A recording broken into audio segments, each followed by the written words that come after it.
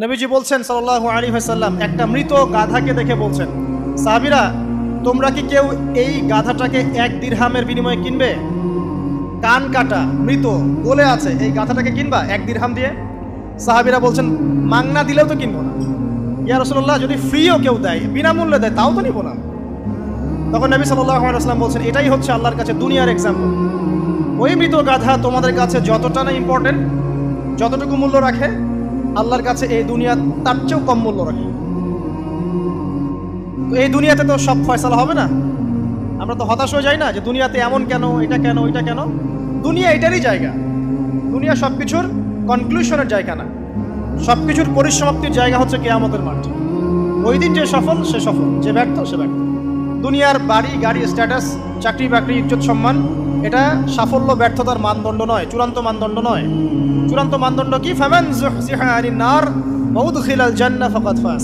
যাকে জাহান্নাম থেকে বাঁচানো হবে, জান্নাতে প্রবেশ করানো হবে, পুলসিরাত পার হতে পারবে, এই একমাত্র ব্যক্তি সফল।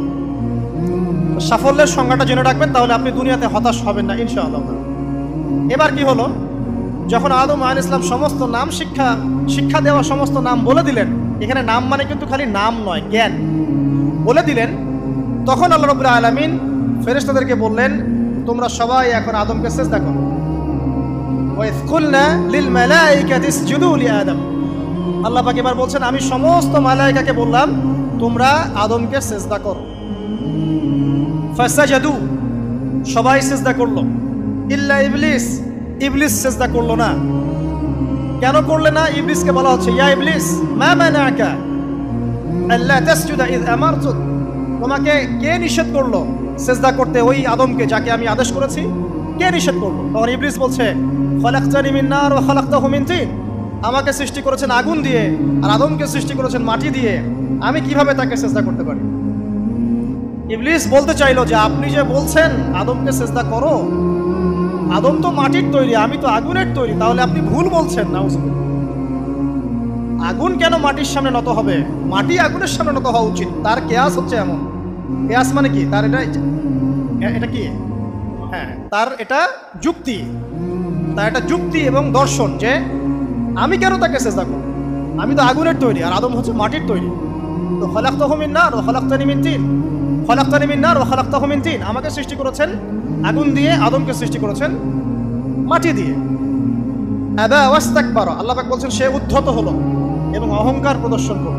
আর আল্লাহ পাক অনেক কিছু মাফ করে দেন, কিছু কিছু বিষয় আল্লাহ পাক মোটেই পছন্দ করেন। তার মধ্যে একটা হচ্ছে অহংকার, তার মধ্যে একটা হচ্ছে শিরক, তার মধ্যে একটা হচ্ছে অন্যের হক নষ্ট করা, তার মধ্যে একটা হচ্ছে আদম সন্তানকে হত্যা করা, তার মধ্যে একটা হচ্ছে বৃদ্ধ বয়সে ব্যভিচার করা, তার মধ্যে একটা হচ্ছে মুরতাদ হয়ে যাওয়া। ওই যে খ্রিস্টান হয়ে যাচ্ছেন না, খালি মরেন তারপর বুঝবেন, খালি মালাকুল মউত আসুক তারপর বুঝবেন। আল্লাহ রাব্বুল আলামিন বলছেন তার রাসূলের মাধ্যমে, কেউ যদি সাক্ষ্য দেয় আল্লাহ ছাড়া কোনো মাবুদ নাই, মুহাম্মদ সাল্লাল্লাহু আলাইহি ওয়াসাল্লাম শেষ নবী, ঈসা ইবনে মারইয়াম আল্লাহর প্রেরিত নবী, আল্লাহর পুত্র নন, জান্নাত সত্য এবং জাহান্নাম সত্য, এই 5টা বিষয় যদি কেউ সাক্ষ্য দেয়, ইনশাআল্লাহ সে জান্নাতে যাবে, তার আমল যেমনই হোক না। টাকার বিনিময়ে, চাকরির বিনিময়ে, সমাজসেবার নামে আর চিকিৎসার নামে ঈমান বিক্রি করে ফেললেন। সুবহানাল্লাহ, সুবহানাল্লাহ। তোমাদের এই পৃথিবীতে বেঁচে থাকার চাইতে মাটির তলে চলে যাওয়া ভালো। আবর্জনার কোনো প্রয়োজন নাই আল্লাহর এই জমিনে। এই মুসলিম উম্মার আবর্জনার কোনো প্রয়োজন নাই। এই মুসলিম উম্মার ইমানদার সাহসী তরুণ প্রজন্মের দরকার। আল্লাহ পাক কবুল করুন, আমিন। এরপরে কি হলো? ইবলিস সিজদা করলো না, আবা ওয়াস্তাকবার, সে উদ্ধত হলো এবং অহংকার প্রদর্শন করলো। এবার আল্লাহ পাক জিজ্ঞাসা করলেন, কেন করলে না? কেন করলে না? সে বলল যে আগুন দিয়ে সৃষ্টি করেছেন আমাকে, তাকে সৃষ্টি করেছেন আপনি মাটি দিয়ে, সো আপনি ভুল, আমি সঠিক, আমি কেন তাকে সিজদা করব? আল্লাহ পাক তখন আর তার প্রতি রহম করলেন না। আল্লাহ পাক তখন তাকে বলছেন, ফাখরুজ মিনহা, এখান থেকে বেরো। আল্লাহ পাক যেমন গফুরুর রহিম, আরহামুর রহিমিন, ঠিক তেমনি আল্লাহ পাক শাদীদুল ইকাব, কঠিন শাস্তিদাতাও বটে। আল্লাহ পাক শুধু কি দয়াই করবেন, শাস্তি দিবেন না? দিবেন। ফাখরুজ, অপদস্থ হয়ে, লাঞ্ছিত হয়ে এখান থেকে বের হয়ে যাও। এখানে অহংকার করার অধিকার তোমাকে দেওয়া হয় না, এখান থেকে বের হয়ে যাও। এবার ইবলিস বের হয়ে যাচ্ছে। বের হয়ে যাওয়ার সময় ইবলিস বলছে রব্বি। কি বলছে? রব্বি। দেখেন, ইবলিস আল্লাহকে বলছে রব্বি। মানে ইবলিস আস্তিক। ইবলিস কি আস্তিক? ইবলিস আল্লাহ বিশ্বাস করে। ইবলিস বলছে রব্বি, হে আমার রব, আনজিরনি ইলা ইয়াউমি ইউবআসুন, আমাকে কিয়ামত দিবস পর্যন্ত অবকাশ দেন। আমাকে তো বের করে দিচ্ছেন, ঠিক আছে, আমাকে কিয়ামত দিবস পর্যন্ত অবকাশ দেন। শব্দ চয়ন হচ্ছে রব্বি, হে আমার রব। মানে ইবলিস কিন্তু নাস্তিক না। তাহলে এখন যারা এই যে এথিজমে বিশ্বাস করছেন, আসলে এরা কেউ নাস্তিক না, এরা ইসলাম বিদ্বেষী। কখনো দেখবেন না তাদেরকে অন্য ধর্মের কোনো বিষয় নিয়ে কটু মন্তব্য করছে, প্রশ্ন উত্থাপন করছে, এমনটা খুব কমই দেখবেন। এদের যত মাথা ব্যথা ইসলাম নিয়ে। এখানে দেখেন ইবলিসের কথা বলছি, ইবলিস কিন্তু আস্তিক। ইবলিস কি বলছে? রব্বি আনজিরনি ইলা ইয়াউমি ইউবআসুন, হে আমার রব। ইবলিস জানে যে আল্লাহ তার রব। ওই যে সূরা হাশরের শেষের দিকে পড়ে দেখবেন ইবলিস বলে উকফুর, তোমরা কুফরি করো। তারপরে মানুষ যখন কুফরি করে সে বলে আমি ইন্নী আখাফুল্লাহ রাব্বাল আলামিন, আমি আল্লাহকে ভয় করি যে জগৎ সমূহের প্রতিপালক। শয়তানকে মানুষকে জিজ্ঞাসা করবে জাহান্নামীরা, তুমি আমাদেরকে পথভ্রষ্ট করেছে। শয়তান বলবে আমি কিচ্ছু করি নাই, আমি তোমাদেরকে কোনো কাজে ফোর্স করি নাই, আমি শুধু তোমাদেরকে ওয়াসওয়াসা দিয়েছি, তোমরা নিজেরাই কাজ করছো। ফালা তালুমুনি ওয়ালুমু আনফুসাকুম, সূরা ইব্রাহিম পড়ে দেখেন। শয়তান বলবে তোমরা আমাকে লানত করো না, নিজেদেরকেই লানত করো, আমি তো তোমাদেরকে বাধ্য করে কাজ করাই নাই, তোমরা নিজেরাই করেছো এই কাজ। আসুন সামনে যাই। এবার আল্লাহ পাক যখন ইবলিসকে বের করে দিলেন, সে বলছে আমাকে কিয়ামত পর্যন্ত অবকাশ দিন। কিয়ামত পর্যন্ত অবকাশ নিয়ে ইবলিস কি করবে? উত্তর, ইবলিস বলছে ফাবিমা আগওয়াইতানি, হে আল্লাহ, যে কারণে বা যে আদমের কারণে আপনি আমাকে এখান থেকে বের করে দিলেন, লাআকউদান্না লাহুম সিরাতাকাল মুস্তাকিম, আমি সে আদম সন্তানের সরল পথে ওত পেতে বসে থাকবো। শয়তানের কথা কি মনে থাকবে যুবক ভাইরা? শয়তানের চ্যালেঞ্জ কি? আমি আদম সন্তানের সরল পথে ওত পেতে বসে থাকবো, মানে আমার আপনার সবার পথে সে ওত পেতে বসে আছে। এটা যদি মাথায় থাকে তাহলে জীবনে চলা সহজ হয় না? আর কি করবো? সুম্মা লাআতিয়ান্না মিন বাইনি আইদিহিম, শুধু বসেই থাকবো না, আমি আসবো তাদের সামন থেকে, ওয়া মিন খালফিহিম, তাদের পিছন থেকে, ওয়া আন আইমানিহিম, তাদের ডান দিক থেকে, ওয়া আন শামাইলিহিম, তাদের বাম দিক থেকে, ওয়ালা তাজিদু আকসারাহুম শাকিরিন, হে আল্লাহ, আপনি বেশিরভাগ আদম সন্তানকে শুকরগুজার পাবেন না। কার কথা? শয়তানের এই কথাটা কি সত্য না মিথ্যা? এখন বেশিরভাগ লোক নামাজ পড়ে না পড়ে না? পড়ে না। বেশিরভাগ মুসলিমের দাড়ি আছে না নাই? বেশিরভাগ মুসলিম সুদ খায় না খায় না? এখন বেশিরভাগ তরুণ প্রজন্মের জেনায় আছে না নাই?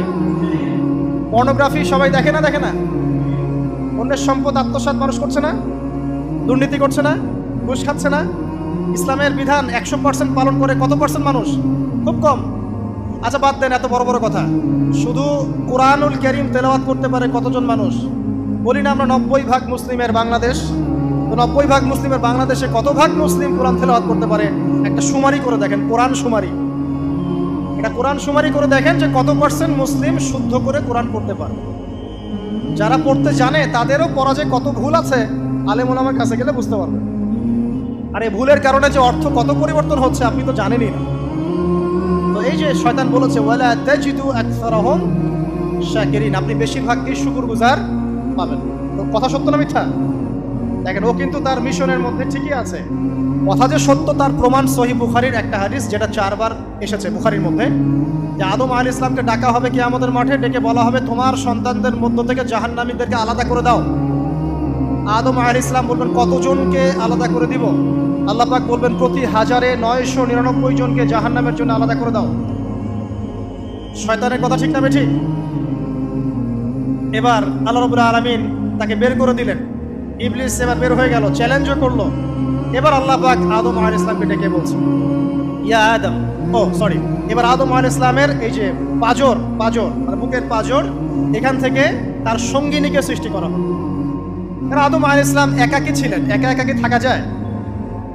একা থাকতে কষ্ট হয় না? একজন জীবন সঙ্গী লাগে না? তো আদম আলাইহিস সালামের এই বাম পাজরের হাড় থেকে হাওয়া আলাইহিস সালামকে সৃষ্টি করা হবে। সৃষ্টি করার পর আরো একটা ঘটনা আছে যে আল্লাহ রাব্বুল আলামিন আদম আলাইহিস সালামের পিঠের যে অংশটুকু আছে, এই অংশটুকু থেকে আগামীতে যত আদম সন্তান আসবে সবাইকে ছোট ছোট পিঁপড়ার আকৃতিতে সামনে নিয়ে দেখালেন। সুবহানাল্লাহ, যত আদম সন্তান আসবে আল্লাহ পাক সবাইকে আদমের সামনে দেখালেন। এবং বললেন এই যে শুভ্র অংশ যারা, মানে সাদা অংশ যারা, তারা তোমার সন্তানদের মধ্য থেকে সবাই জান্নাতি। আর তোমার এই যে বাম পাশে যেগুলো কালো কালো ছোট ছোট আকৃতি দেখছো, এগুলো সব তোমার সন্তানদের মধ্য থেকে জাহান্নামী। আমরা দোয়া করি আমরা তাদের অন্তর্ভুক্ত না হই।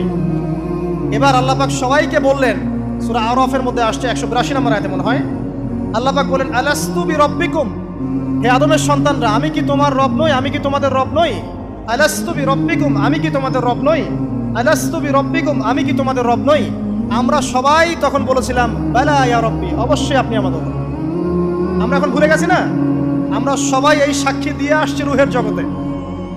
আর রুহের জগৎ বলে একটা জগৎ আছে, অনেক জগৎ আছে। রুহের জগৎ একটা, দুনিয়ার জগৎ একটা, জিন জাতির জগৎ আলাদা, বারজাখ পরকালে যে কবরে রাখার পরে বারজাখের জগৎ একটা, আর দারুল করার যেটা হবে একদম জান্নাত জাহান্নাম, ওটা আরেকটা জগৎ।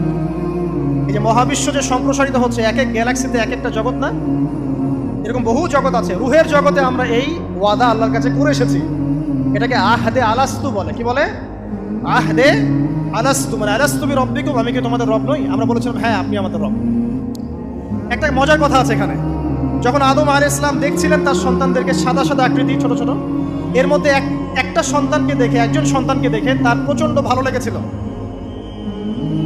এবং তিনি অত্যন্ত সুদর্শন ছিলেন।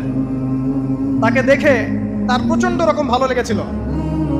আল্লাহ পাককে তিনি জিজ্ঞাসা করলেন, হে আল্লাহ, আমার সন্তানদের মধ্যে কে, এই সুন্দর সন্তান কে? আল্লাহ পাক বললেন, সে হচ্ছে তোমার সন্তান দাউদ। কি নাম? দাউদ আলাইহিস সালাম। আর আপনাকে বলে রাখি, আদম আলাইহিস সালামের ব্যাপারে যেমন আল্লাহ পাক বলেছেন আদম আমার খলিফা, ঠিক দাউদ আলাইহিস সালাম সম্পর্কেও আল্লাহ পাক বলেছেন দাউদ আমার খলিফা। বুঝতে পারলেন? কোথায় আছে? সূরা সাদ পড়ে দেখেন। ঠিক আদম আলাইহিস সালাম সম্পর্কে আল্লাহ পাক বলেছেন না যে আমি পৃথিবীতে খলিফা পাঠাচ্ছি, ঠিক দাউদ আলাইহিস সালাম সম্পর্কেও আল্লাহ পাক বলেছেন দাউদ আমার খলিফা। ইয়া দাউদ ইন্না জাআলনাকা খলিফাতান ফিল আরদ ফাহকুম বাইনান নাস বিল হক ওয়া লা তাত্তাবি'ল হাওয়া। আয়াতটা পড়ে দেখবেন, ওইদিকে আমি পরে আসছি। তো ওই সন্তানকে দেখে তার এত ভালো লাগলো, আল্লাহর কাছে তিনি জিজ্ঞাসা করছেন, হে আল্লাহ, আমার এই সন্তানের হায়াত কত? আল্লাহ পাক বলছেন তোমার এই সন্তানের হায়াত হচ্ছে 60 বছর। কত বছর? 60 বছর। আর আমাদের উম্মতে মুহাম্মাদের কিন্তু গড় আয়ু এরকম 60-65, এর বেশি না গড় আয়ু। তখন আদম আলাইহিস সালাম বলেন, আল্লাহ, আমার হায়াত থেকে তাকে 40 বছর দিয়ে দাও।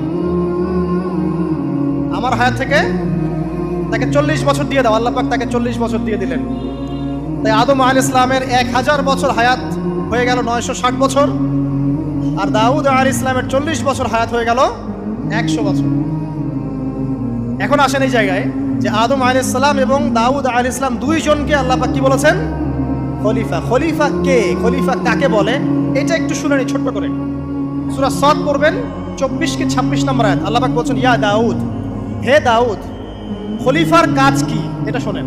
হে দাউদ, ইন্না জাআলনাকা খলিফাতান ফিল আরদ, নিশ্চয়ই আমি আল্লাহ তোমাকে পৃথিবীতে খলিফা করেছি। কি করেছি? খলিফা করেছি। তোমার কাজ কি? ফাহকুম বাইনান নাস বিল হক, মানুষের মাঝে আল্লাহর বিধান দ্বারা হকের মানদণ্ডে বিচার ফয়সালা করবে। তাহলে আল্লাহর খলিফার দায়িত্ব কি? আল্লাহর বিধান দ্বারা বিচার ফয়সালা করা। ওয়ালা তাত্তাবি'ল হাওয়া, তুমি নিজের প্রবৃত্তির অনুসরণ করবে না। ফায়ুদিল্লাকা আন সাবিলিল্লাহ, তাহলে তোমাকে এটা সরল পথ থেকে বিচ্যুত করে দেবে। ইন্নাল্লাযীনা ইউদিল্লুনা আন সাবিলিল্লাহ, নিশ্চয় যারা আল্লাহর পথ থেকে বিচ্যুত হয়ে যায়, লাহুম আযাবুন শাদীদ, তাদের জন্য কঠিন শাস্তি আছে। বিমা নাসু ইয়াউমাল হিসাব, এই কারণে যে তারা হিসাবের দিনটা ভুলে গেছে। এই আয়াত থেকে খলিফার ফাংশন বুঝতে পারলেন? খলিফার ফাংশন কি?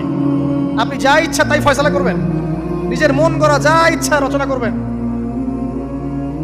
ফাহকুম বাইনান নাস বিল হক, মানুষের মধ্যে হকের মানদণ্ডে বিচার ফয়সালা করুন। হকটা কি জিনিস? আমার দর্শন হক, আমার ফিলোসফি হক, আমার যুক্তি, আমার বিজ্ঞান, এগুলোই হকের মানদণ্ড। হকের মানদণ্ড কি? কোথায় উত্তর আছে? কোরআনেই উত্তর আছে। কোন সূরা? সূরা কাহফ। কত নম্বর আয়াত? আয়াত নম্বর 29। আল্লাহ পাক বলছেন, ওয়াকুলিল হাক্কু মির রাব্বিকুম, হক সেটাই যা তোমার রবের পক্ষ থেকে নাযিল। কথা কি ক্লিয়ার? হক কি জিনিস? যা তোমার রবের পক্ষ থেকে নাজিল হয়। ফামান শাআ ফালইউমিন, যার ইচ্ছা হয় সে স্বীকার করুক। ওয়ামান শাআ ফালইয়াকফুর, যার ইচ্ছা হয় সে অস্বীকার করুক। ইন্না আ'তাদনা লিযালিমিনা নারান, অস্বীকারকারী জালেমদের জন্য আমি আগুন প্রস্তুত করে রেখেছি। তো এখানে আপনি হকের সংজ্ঞা পেলেন এবং হকের মানদণ্ডে বিচার ফয়সালা করলে পরে খলিফা হয়। যদি আল্লাহ পাকের হকের মানদণ্ডে কেউ ফয়সালা না করে সে আল্লাহর খলিফা নয়, সে শয়তানের খলিফা। কথা কি ক্লিয়ার? আচ্ছা, এখন যদি আপনি বাধ্য হন কোনো ক্ষেত্রে সেটা আলাদা বিষয়, বাধ্য হয়েছেন সেটা আলাদা বিষয়, কিন্তু আকীদা স্পষ্ট থাকতে হবে যে আল্লাহ রাব্বুল আলামিনের বিধান চূড়ান্ত, এর উপর কোনো বিধান নাই। এখন আপনি আদম এবং দাউদ আলাইহিস সালামের মধ্যে একটা সম্পর্ক বুঝতে পারলেন।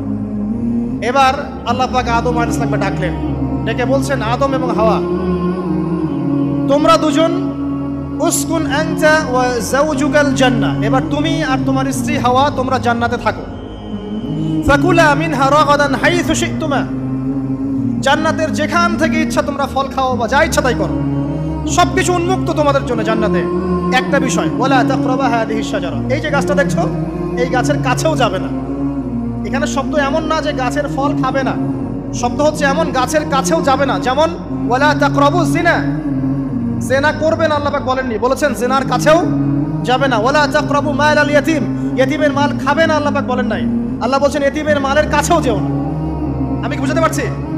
এই গাছের কাছেও যেও না। এবার জান্নাতে তারা থাকতে লাগলেন। এবার ইবলিস তো আর হাল ছেড়ে দেয় নাই, সে কি বলেছিল, ডান বাম সামন পিছন সব দিক থেকে আসবে। সে এসে ওয়াসওয়াসা দেয়। কি ওয়াসওয়াসা দেয়? হে আদম হাল আদুল্লুকা, আমি কি তোমাকে বলে দিব, আলা শাজারাতিল খুলদ ওয়া মুলকিন লা ইয়াবলা, হে আদম আমি কি তোমাকে বলে দিব এমন একটা গাছের কথা যেই গাছের ফল খেলে পরে তুমি চিরস্থায়ী জীবন লাভ করবে, কোনোদিন মারা যাবে না। এই চিরস্থায়িত্বের টোপ দিচ্ছে কে? এই চিরস্থায়ী ক্ষমতার টোপে মানুষ পথ হারাচ্ছে না পৃথিবীতে। ওয়া মুলকিন লা ইয়াবলা, এমন রাজত্ব পাবে যেই রাজত্ব কখনো ক্ষয় হবে না। চিরস্থায়িত্বের টোপ, রাজত্বের টোপ, এই দুটোই হচ্ছে পৃথিবীতে মানুষকে পথভ্রষ্ট করার শয়তানের অস্ত্র। কথা মনে বুঝতে পারেন না? আমার মাথার উপর দিয়ে যাচ্ছে, বুঝতে পারবেন ইনশাআল্লাহ। তো টোপ দিচ্ছে দুইটা, হাল আদুল্লুকা আলা শাজারাতিল খুলদ ওয়া মুলকিন লা ইয়াবলা। করতে করতে করতে করতে একদিন সত্যি সত্যি আমাদের পিতামাতা সেই গাছের কাছে চলে গেলেন। যখনই চলে গেলেন, ফালাম্মা যাকা শাজারা, যখন তারা গাছের কাছে চলে গেলেন, বাদাত লাহুমা সাওআতিহিমা, তাদের পরনে যে জান্নাতি কাপড় ছিল ধাপাস করে খুলে পড়ে গেল। ইন্না লিল্লাহি ওয়া ইন্না ইলাইহি রাজিউন। আমাদের পিতামাতাকে পুরো মহাবিশ্বে ফেরেশতাদের সামনে জান্নাতে নগ্ন করে দিল ইবলিস। আমি মানে বুঝাতে ব্যর্থ হচ্ছি, আমাদের পিতামাতাকে জান্নাতে ফেরেশতাদের সামনে, সবার সামনে নগ্ন করে কাপড় খুলে ফেললো কে? ইবলিস। তো এখন যে কাপড় খোলার সংস্কৃতি চলছে, কারা এরা? ওরা জিন শয়তান, এগুলো মানুষ শয়তান। শয়তান দুই প্রকার, মিনাল জিন্নাতি ওয়ান নাস, জিন শয়তান আর মানুষ শয়তান। ওই জিন শয়তান এদেরকে ওয়াসওয়াসা দিয়ে দিয়ে নগ্ন করেছে, এরা এখন নগ্নতার আন্দোলন শুরু করেছে। এবং আমি জানি কয়দিন পরে এটা বিকিনি পরেও ঘুরবে। অবাক হচ্ছেন? এই আমাদের আলামতের মধ্যে অন্যতম হচ্ছে মানুষ রাস্তার ধারে ধারে জেনা করবে, রাস্তার মনে মনে জেনা হবে। তখন তার সবচেয়ে ভালো মানুষ হবে সেই ব্যক্তি যে গিয়ে বলবে, বাবা তোমরা জেনা করছো, এই দেয়ালের পিছনে গিয়ে করতে পারলা না, সে হবে সবচেয়ে ভালো মানুষ। এই যে কাপড় খোলার সংস্কৃতি শুরু হয়েছে, এটা কার সংস্কৃতি? বাদাত লাহুমা সাওআতিহিমা। আল্লাহ পাক আরো বলছেন, ইয়া বানি আদম, হে আদম সন্তান, লা ইয়াফতিনান্নাকুমুশ শাইতান, শয়তান যেন তোমাদেরকে ফিতনায় ফেলতে না পারে। কামা আখরাজা আবাওয়াইকুম মিনাল জান্নাহ, ঠিক যেভাবে শয়তান তোমাদের পিতামাতাকে জান্নাত থেকে বের করে দিয়েছিল। আর কি করেছিল? কামা আখরাজা আবাওয়াইকুম মিনাল জান্নাহ ইয়ানজিউ আনহুমা লিবাসাহুমা, শয়তান তোমাদের পিতামাতার লেবাস পোশাক খুলে ফেলেছিল। ঠিক এভাবেই যেন পৃথিবীতে শয়তান তোমাদেরকে ফিতনায় ফেলতে না পারে, আল্লাহ পাক সতর্ক করছেন। এখন কি বুঝতে পারছেন? এই নগ্নতার যে ছয় লাভ, নগ্নতা, অশ্লীলতা, পর্নোগ্রাফি, বেহায়াপনা, ফ্রি মিক্সিং, নারীদেরকে নগ্ন করে রাস্তায় বের করে নিয়ে আসা, এগুলো কার এজেন্ডা? শয়তানের এজেন্ডা। এর উপর কোনো কথা নাই, কারণ কোরআনের উপর কোনো সত্য নাই। এগুলোর উপরে কোনো কথা হবে না, বিকজ কোরআনের উপর কোনো সত্য নাই। আছে? নাই। কোরআনে আল্লাহ পাক বলেছেন যে শয়তান ফিতনায় ফেলেছিল, ইয়ানজিউ আনহুমা লিবাসাহুমা, শয়তান তোমাদের পিতামাতার লেবাস খুলে ফেলে দিয়েছিল। ওয়া তাফিকা ইয়াখতিফানি আলাইহিমা মিন ওয়ারাকিল জান্নাহ, তখন আমাদের পিতামাতা জান্নাতের গাছের যে এই যে পাতাগুলো আছে এগুলো ছিঁড়ে ছিঁড়ে লজ্জাস্থান থাকতে লাগলেন। ইন্না লিল্লাহ। আমাদের পিতামাতার কি দুর্দশা হয়েছিল, আমাদের পিতামাতার কি দুর্দশা, কি লজ্জা হয়েছিল তখন। চিন্তা করে দেখেন, শয়তান কাপড় খুলে ফেলে দিয়েছে। আর আমাদের পিতামাতা, আমাদের মা, আমাদের বাবা জান্নাতের এই যে পাতাগুলো ছিঁড়ে ছিঁড়ে গায়ের লজ্জাস্থান ঢাকা শুরু করেছেন। কি পরিমাণ লজ্জা চিন্তা করেন। আপনাকে যদি এখানে কেউ নগ্ন করে ফেলে, আপনি যদি না চান বিষয়টা, সবাই জোর করে আপনার কাপড় খুলে ফেলে, আপনার কেমন লাগবে? কেমন লাগবে? এই ঘটনা ঘটেছে মহাবিশ্বে, শয়তান ঘটিয়েছে। এরপর আল্লাহ পাক ডাকলেন, ডেকে বলছেন, ইয়া আদম, হে আদম, আলাম আনহাকুমা আন তিলকুমা শাজারা, হে আদম, আমি কি তোমাদেরকে দুজনকে নিষেধ করি নাই যে গাছের কাছে যাবে না? আমি কি তোমাদের দুজনকে নিষেধ করি নাই যে তোমরা গাছের কাছে যাবে না? তখন আদম আলাইহিস সালাম বুঝতে পারলেন যে তারা একটা বড় ভুল করে ফেলেছে। তারপর আল্লাহ রাব্বুল আলামিন দয়া পরবশ হয়ে আদম এবং হাওয়া আলাইহিস সালামকে কালিমা শিক্ষা দিলেন, তওবার কালিমা, যেই কালিমা দিয়ে তারা তওবা করতে পারেন। সেই কালিমা হচ্ছে রব্বানা যালামনা আনফুসানা ওয়া ইল্লাম তাগফির লানা ওয়া তারহামনা লানাকুনান্না মিনাল খাসিরিন। এই দোয়া শিখে নিয়ে আদম এবং হাওয়া আলাইহিস সালাম তওবা করলেন। আল্লাহ পাক তাদের তওবা কবুল করে মাফ করে দিলেন। কিন্তু জান্নাতে আর থাকা হলো না। আল্লাহ পাক বলেন, কুল নাহবিতু মিনহা জামিআ, এবার তোমরা সবাই মিলে এখন পৃথিবীতে নেমে যাও। আল্লাহ মাফ করে দিলেন, কিন্তু তোমরা এখন পৃথিবীতে নেমে যাও, জান্নাতে আর থাকা হবে না। খেয়াল করে দেখেন, ইবলিসও আল্লাহর আদেশ মানে নাই। আল্লাহ বলেছেন সেজদা করো, ইবলিস কিন্তু করে নাই। আবার আমাদের পিতা আদম আলাইহিস সালামকে আল্লাহ পাক বলেছেন গাছের কাছে যেও না, তারা চলে গেছেন। দুটোই কি অবাধ্যতা নয়? তাহলে ইবলিসকে চিরস্থায়ী জাহান্নামী করা হলো, আদম সন্তানকে কেন করা হলো না? উত্তর, আদম সন্তান আদম আলাইহিস সালাম তওবা করে ফিরে এসেছে, ইবলিস আসে নাই। তাই আমাদের দ্বারা পদে পদে ভুল হবেই, তওবা করে ফিরে আসলেই গুনাহ মাফ ইনশাআল্লাহ। আর যদি ইবলিসের মতো গুনার উপর গুনাহ করতেই থাকেন আর বলেন যে আমি ঠিক কাজ করছি, তাহলে ইনশাআল্লাহ ওই যে জাহান্নাম অপেক্ষা করছে। ইবলিস থেকে আল্লাহ পাক বললেন যে তুমি এবং তোমার অনুসারী যারাই থাকবে সবাইকে দিয়ে লাআমলাআন্না জাহান্নামা মিনকুম আজমাইন, তোমাদের সবাইকে দিয়ে আমি জাহান্নাম পরিপূর্ণ করব। নাউযুবিল্লাহ। এবার সবাই পৃথিবীতে নেমে আসলো। পৃথিবীতে এসেই কি আল্লাহ পাক ছেড়ে দিলেন? না। আল্লাহ রাব্বুল আলামিন বলছেন, কুল নাহবিতু মিনহা জামিআ, তোমরা পৃথিবীতে নেমে যাও। ফাইম্মা ইয়াতিয়ান্নাকুম মিন্নি হুদান, দুনিয়াতে যাচ্ছ যাও, তবে মনে রেখো যে আমার পক্ষ থেকে তোমাদের কাছে হেদায়েতের বাণী আসবে। আমার পক্ষ থেকে তোমাদের কাছে হেদায়েতের বাণী আসবে। ফামান তাবিআ হুদায়া ফালা খাউফুন আলাইহিম ওয়ালা হুম ইয়াহজানুন, যারা আমার হেদায়েতের বাণীগুলো মেনে চলবে তাদের কোনো ভয় নাই, কোনো দুশ্চিন্তাও নাই। ওয়াল্লাযীনা কাফারু ওয়া কাযযাবু বিআয়াতিনা, কিন্তু যারা আমার আয়াতকে কুফরি করবে, মিথ্যা প্রতিপন্ন করবে, ফাউলাইকা আসহাবুন নার, তারা হবে জাহান্নামের অধিবাসী। হুম ফিহা খালিদুন, তারা সেখানে চিরস্থায়ী হবে। এই সহজ সরল জীবন দর্শন দিয়ে আল্লাহ পাক পৃথিবীতে পাঠিয়ে দিলেন। এবার শুরু হলো পৃথিবীতে পথ চলা। পৃথিবীতে পথ চলার ক্ষেত্রে অনেক কিছু সৃষ্টি করতে হলো, আবিষ্কার, কৃষিকাজ, এটা ওটা সবকিছু। আদম আলাইহিস সালামকে আল্লাহ পাক সেই জ্ঞান ওহীর মাধ্যমে শিক্ষা দিলেন।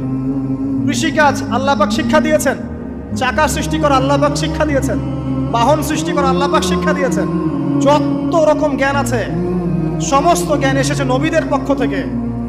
সবকিছু জ্ঞানের মূল ভিত্তি এসেছে নবীদের কাছ থেকে, আল্লাহর ওহীর কাছ থেকে। যত সভ্যতা দেখছেন বড় বড়, সমস্ত সভ্যতা শুরু হয়েছে নবী দ্বারা, এবং সভ্যতা শেষও হবে একজন নবী দ্বারা। তার নাম কি? ঈসা ইবনে মারইয়াম। আদম আলাইহিস সালাম আল্লাহর দেয়া শিক্ষায় শিক্ষিত হয়ে দুনিয়াতে চলতে লাগলেন এবং তওবা ইস্তেগফার করতে লাগলেন, কাঁদতে লাগলেন। দীর্ঘকাল তারা ক্রন্দন করেছেন। কি কারণে? ওই যে একটা ভুল তারা করে ফেলেছে। দুনিয়াতে এসে ক্রন্দন করতে আল্লাহ রাব্বুল আলামিন এক পর্যায়ে তওবা কবুল করে ফেললেন। এবার সামনে যান। তাদের সন্তান হলো হাবিল এবং কাবিল। নাম শুনেছেন? শোনেন নাই? হাবিলের কুরবানি কবুল হয়, কাবিলের কুরবানি কবুল হচ্ছে না। বিকজ কাবিল এর কুরবানির মধ্যে ইখলাস নাই। ভাইয়ের কুরবানি কেন কবুল হচ্ছে, আমারটা কেন হচ্ছে না? হিংসার বশবর্তী হয়ে কাবিল হাবিলকে হত্যা করে ফেললো। নবী পরিবারের সদস্য হয়েও কাবিল এরকম অন্যায় করে ফেলল। আর কি হলো? রাসূল সাল্লাল্লাহু আলাইহি ওয়াসাল্লাম বলেছেন, পৃথিবীতে যত মানুষ অন্যায়ভাবে নিহত হবে, পৃথিবীতে যত মানুষ অন্যায়ভাবে খুন হবে, সমস্ত খুনের পাপের একটা অংশ কাবিলের আমলনামায় যুক্ত হবে। কারণ সেই প্রথম খুন চালু করেছে। এই যে আজকে গুনাহে জারিয়া চালু করছেন না, সুদী এনজিও, সুদী সমিতি, সিনেমা হল, এইটা ওইটা, মদের বার, যত গুনাহে জারিয়া চালু করছেন, মৃত্যু হবে, কবরে যাবেন ঠিকই, কিন্তু গুনাহ কমবে না ইনশাআল্লাহ। মনে করেন একজন নগ্ন ছবিতে অভিনয় করেছে, ঠিক আছে? এখন নাই পৃথিবীতে, বা কেউ অশ্লীল গান বাজনা করে দুনিয়া থেকে বিদায় নিয়েছে, দুনিয়াতে তার গান এখনো বাজছে, সে কবরে শুয়ে শুয়েই সেই গুনাহগুলো পাচ্ছে। ঠিক আপনি যদি এখন ভালো কোনো কাজ করেন, দিনই কোনো ভালো কাজ করেন, মসজিদ হোক, মাদ্রাসা হোক, এতিমখানা হোক, বিধবাদের কোনো প্রকল্প হোক, বৃদ্ধাশ্রম হোক, মানবতার কোনো কল্যাণমূলক কাজ হোক, মৃত্যুর পরেও ইনশাল্লাহ আপনি নেকি পেতে থাকবেন। সদকায়ে জারিয়া আর গুনাহে জারিয়া ভালো করে বুঝবেন। একটা গুনাহ করে মাফ নেওয়া আলাদা বিষয়, আর গুনাহ চলতে থাকাটা আর একটা বিষয়। আল্লাহ আমাদেরকে হেফাজত করুন, আমিন। নবী পরিবার এগিয়ে গেল এবং তাদের সময়ে তারা শুধু ক্রন্দন করেছেন, ইবাদত করেছেন, আল্লাহর কাছে ইস্তেগফার করেছেন এবং ওই যে জান্নাতে ফিরে যাওয়ার জন্য তারা আপ্রাণ চেষ্টা করেছেন। এক পর্যায়ে আদম আলাইহিস সালামের বয়স যখন 960 বছর হলো, আল্লাহ রাব্বুল আলামিন তাকে ওফাত দিলেন, তার ইন্তেকাল হয়ে গেল। ইন্না লিল্লাহি ওয়া ইন্না ইলাইহি রাজিউন। এরপরেও নবী পরিবার চলতে লাগলো, চলতে চলতে পরবর্তীতে আসলেন নূহ আলাইহিস সালাম, তারপরে ইব্রাহিম, আদ জাতি, তারপর সামুদ, তারপরে শুআয়ব, কওমে মাদিয়ান, মূসা, দাউদ, সুলাইমান, ইসহাক, ইয়াকুব। নবী পরিবার চলতেই লাগলো। এক পর্যায়ে ঈসা আলাইহিস সালামের পরে মুহাম্মদ সাল্লাল্লাহু আলাইহি ওয়াসাল্লামের মধ্য দিয়ে নবীদের সিলসিলা আল্লাহ পাক শেষ করে দিলেন। এভাবেই সভ্যতা এগিয়ে গেছে, এভাবেই আমাদের পিতামাতার হাত ধরে জ্ঞান পৃথিবীতে এসেছে। এবং ওই যে শয়তানের মিথ্যা প্রলোভন, প্রতারণা, এর ফলশ্রুতিতে ওই যে আমাদের পিতামাতার গা থেকে কাপড় খুলে পড়লো, আল্লাহ পাক রাগান্বিত হয়ে সবাইকে দুনিয়াতে নামিয়ে দিলেন, ইবলিসকে চিরস্থায়ী জাহান্নামী ঘোষণা করলেন। কিন্তু আমাদের পিতামাতার ক্রন্দন, তওবা, ইস্তেগফার, আমলের বদৌলতে, আল্লাহর রহমতে আল্লাহ পাক পিতামাতাকে মাফ করে দিলেন। এভাবেই মানব জাতি এগিয়ে যাচ্ছে। আজকে আমরা এই পর্যায়ে পর্যন্ত এসেছি। আদম আলাইহিস সালামের এই সংক্ষিপ্ত জীবনী থেকে আমরা কি শিখলাম? আমরা শিখলাম যে আল্লাহ রাব্বুল আলামিন অনেক ভালোবেসে, অনেক মহব্বত করে, মমতা দিয়ে, মায়া দিয়ে নিজের হাতে আমাদের পিতাকে সৃষ্টি করেছেন। এক, দুই, আমাদের পিতাকে আল্লাহ রাব্বুল আলামিন তার পক্ষ থেকে জ্ঞান শিক্ষা দিয়েছেন। এই কারণে আদম সন্তানরা জন্ম থেকেই দেখবেন কিছু না কিছু জ্ঞানে জ্ঞানী হয়েই থাকে। জ্ঞান আপনার ডিএনএর মধ্যে থাকেই। আল্লাহ রাব্বুল আলামিন আদম আলাইহিস সালামের মধ্যে রূহ ফুঁকে দিয়েছেন।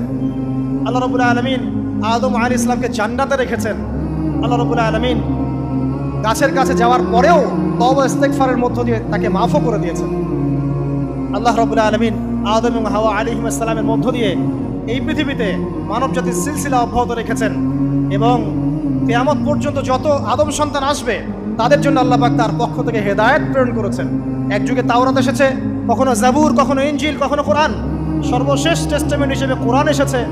এখন যদি এই ওহীর বাণী, কোরআন এবং এর ব্যাখ্যা, হাদিস আমরা মেনে চলি, ইনশাআল্লাহ তাআলা আমরা আবার সেই জান্নাতে ফিরে যাব যেখান থেকে আমাদেরকে নামিয়ে দেওয়া হয়েছে। আর যদি আমরা কোরআন এবং হাদিস বা আল্লাহর ওহীর পরোয়া না করি, এর আলোকে জীবন না করি, তাহলে ওই ইবলিসের সাথেই আমাদেরকে জাহান্নামে থাকতে হবে। নাউযুবিল্লাহ। আল্লাহ রাব্বুল আলামিন আমাদের সবাইকে কোরআন এবং সুন্নাহ, আল্লাহর ওহী মেনে চলার তৌফিক দান করুন এবং ইবলিসের খপ্পর থেকে আল্লাহ পাক আমাদেরকে বাঁচিয়ে রাখুন। ইবলিসের যত এজেন্ট আছে, ওদের যে দুরভিসন্ধি, ষড়যন্ত্র এবং শয়তানি ফাঁদ, এগুলো থেকে আল্লাহ পাক আমাদেরকে, আমাদের মা বোনদেরকে, আমাদের পরিবারের সদস্যদেরকে, আমাদের সমাজকে, রাষ্ট্রকে আল্লাহ পাক হেফাজত করুন, বাঁচিয়ে রাখুন। আমিন।